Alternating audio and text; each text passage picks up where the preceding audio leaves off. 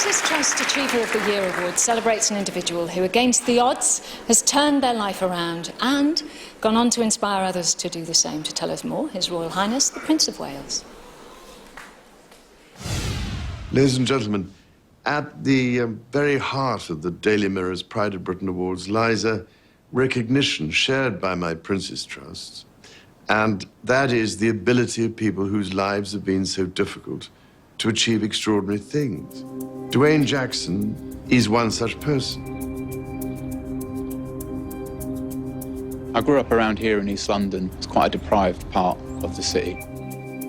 When Duane was only 11, his family life fell apart. The relationship at home, in the end, just broke down. From 11 to 15, I moved around 4 or 5 different children's homes. It was like he packed his bits up and he'd move on to the next place. People have very low expectations of you when you're in the care system. It's almost assumed that you're going to mess up the rest of your life. He never finished school. He just dropped out.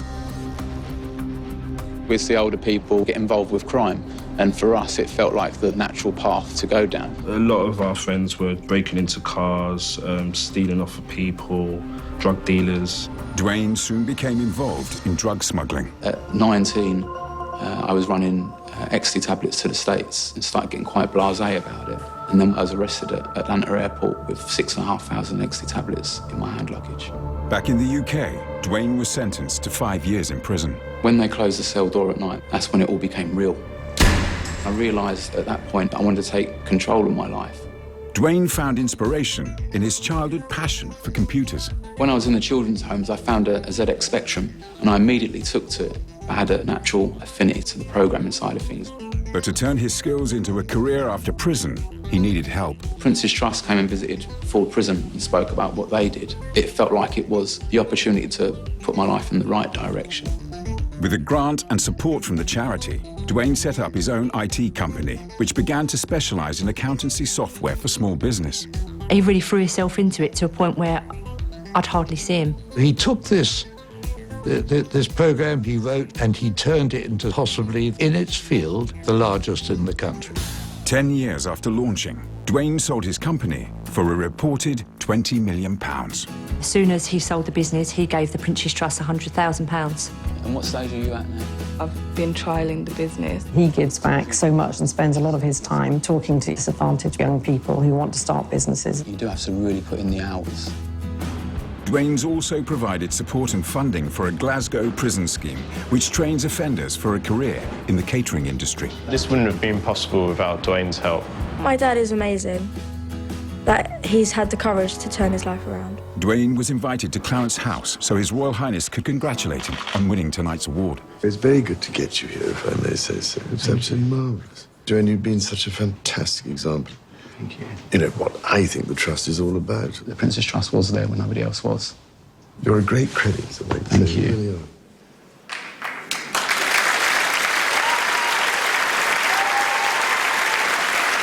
Please welcome Duane Jackson.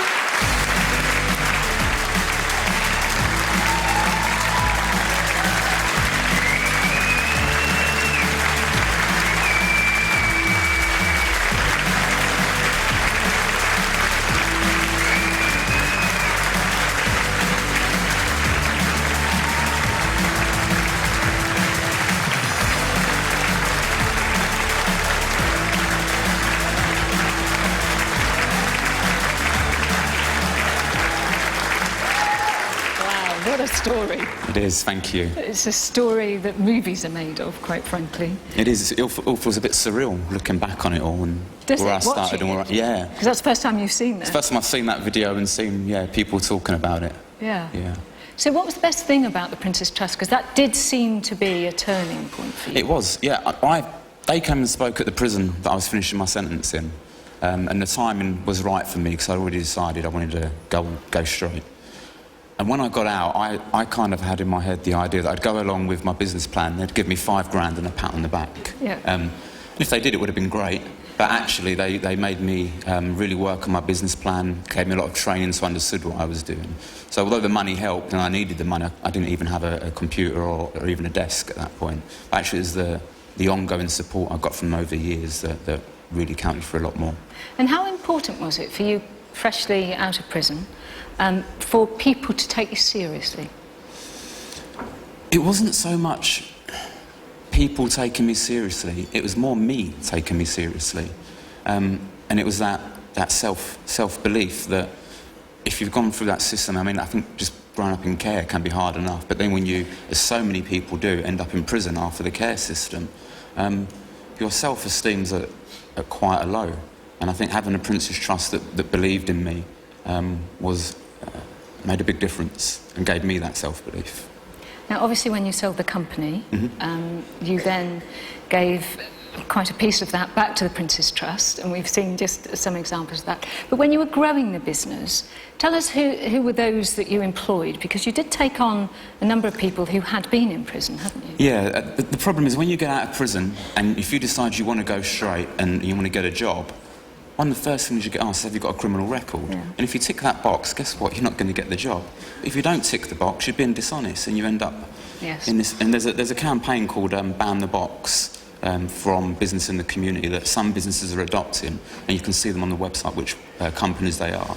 And you know you can apply for a job there without that question coming up, because if it isn't relevant, why ask? So you took a lot of people on, didn't you? We did, yeah. We employed a few ex-cons over the years, some that have gone on to do really, really well. Have they? Yeah. That's fantastic.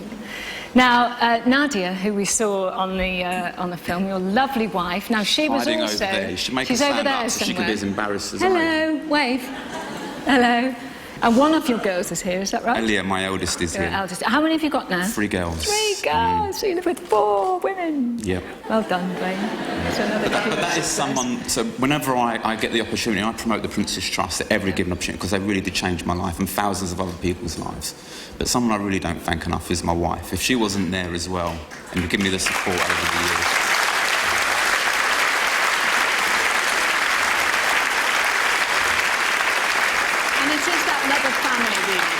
It is, and as she mentioned briefly there, for the first 4 or 5 years, she hardly saw me, so she put up with a lot. You can imagine she's married an ex-con, so people weren't that impressed, and she still gets grief at the school gates occasionally, and people are... you still get people that are judgmental, and she's put up with a lot from all sorts of directions, including from me when I've got my head deep in what I think she'll tell you, and it's probably true, that I was back to work 2 days after she had our second baby. Oh no! So she should probably get the award rather than me. We'll give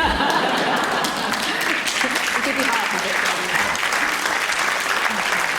Well, we know how important family is to you, and thank you for those words. Here to present your award to a couple who know exactly what it's like to go through life's ups and downs and come out smiling. Ladies and gentlemen, please welcome rock royalty and Prince's Trust ambassadors, Sharon and Ozzy Osbourne.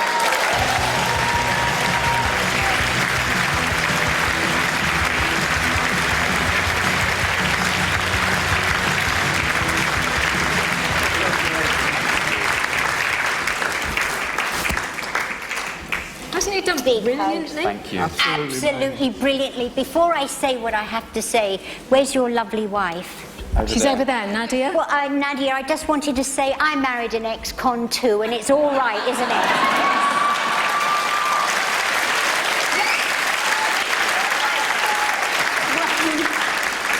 You are a true inspiration for the youth of today. And after you made your fortune, it would have been so easy for you to go off and, you know, do the stereotypical living the high life, but you didn't. You stayed and you give back. You're a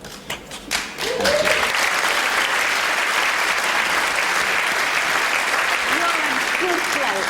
Give him another hug. Go on. We know your bosses, don't we? So what do you reckon, Ozzy? Because you've seen some people who've gone through their lives and it's always great when someone comes out the other side and does so well. Yes. It's amazing. It is amazing. Yeah, and you're right. He needs a movie. We'd like to buy the movie rights. We'll produce it together. You're on. Yeah, he's a businessman as well, remember, Sharon. We'll negotiate terms. Well, you can pay the costs and everything. We'll auction it. We'll see what happens. You're on. Auction it. Well, congratulations. That's a fantastic award. Congratulations to Duane Jackson, and thank you to lovely Sharon and Ozzy. Thanks, Ozzy.